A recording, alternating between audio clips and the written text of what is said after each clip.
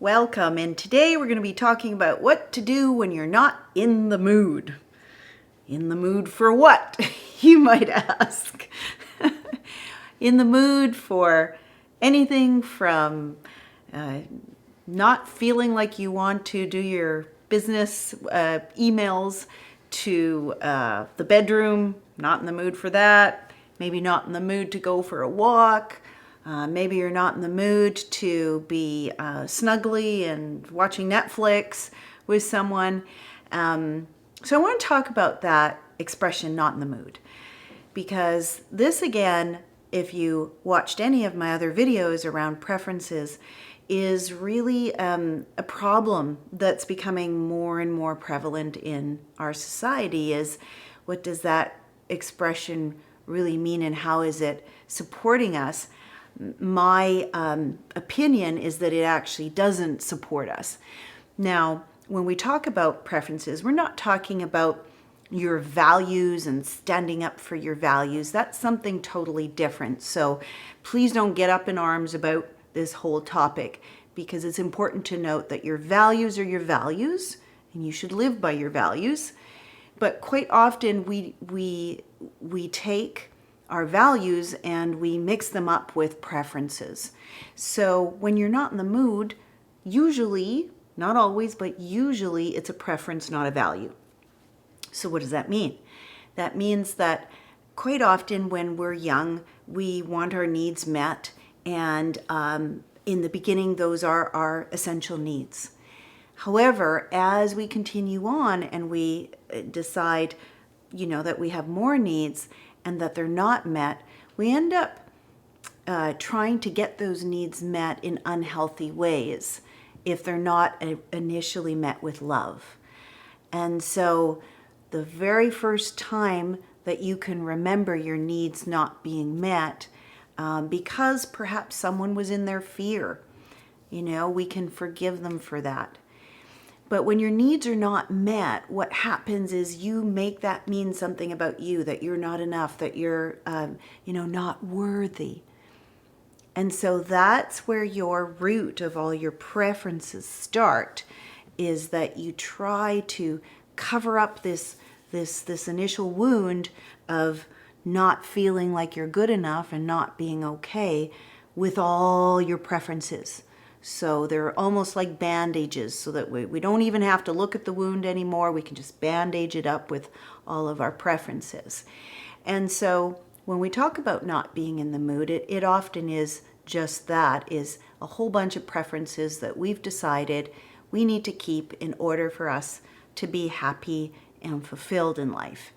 And the reality is that if we look at the metaphor of water, and how water has such strength to it and gives so much to people, and yet the quality of it is that whenever it hits up against something like a rock or whatever it is, moving through some soil and stones, it moves around. It doesn't try to move through it with its own preferences, it moves around it.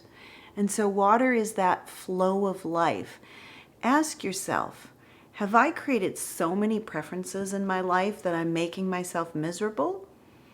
Where can I create more flow in my life? Where can I create more of that joy by simply letting go of things that really don't matter? Not talking about the values, but things that really essentially don't matter. So let's take an example. Let's say that your entire family wants to go for pizza. And you don't want to go for pizza, but you say, okay, everybody wants to go for pizza. I'm going to go for pizza too. So you all hop in the car and you go for pizza. Now I'm vegan, so, vegan pizza is kind of hard to find, but there it is. I would still go. Okay, let's go for pizza. When you get there, you realize the menu has very little in terms of anything other than pizza. And this makes you unhappy and disgruntled. And you're already in a bad mood. But, you kind of like the waiter, and the waiter's friendly, and you think, okay, well, whatever, I'll put up with it. But then you notice the guy next to you, and you don't like his laugh. Like, he has this really strange laugh to you. And you start paying more and more attention to the guy's laugh. And it's making you unhappy because you'd prefer that he laughed a certain way that made it, more preferable to enjoy your dinner. And then halfway through the dinner, the waiter has to go home because his shift is gone, and up comes a new waiter. Well, you don't like that waiter as much as you like the first one. And now you're disgruntled because another change, another unexpected happening, and it's against your preferences one more time. So here we are, we've already encountered 3 of your preferences in one short period of time. And that's just the beginning for most people. So I'm pointing out to you something that could be very humorous, but in reality, it takes away and robs us from our fulfillment, from having connection with people. And certainly when we're talking about global influence, if these things are continuing to bother you on a daily basis, then you really have to look much more deeply at what is it that's really going on underneath all those bandages. You really have to look at yourself from a deeper perspective and ask yourself, what is it that I can change that will allow me to be more like water? And the first thing that I would say to change is observe your thoughts and allow them to release down the river of thoughts that are not even your own. Most of them are not even your own. You just let those thoughts go and you release them. You don't hang on to them. If you preferred the other waiter, okay, you notice that you prefer the other waiter, but you can still be happy. You can let that thought go and continue to be present to your family and to the conversation that's going on. So that's the first thing. The second thing is that understanding a little bit of psychology is very helpful to most of us.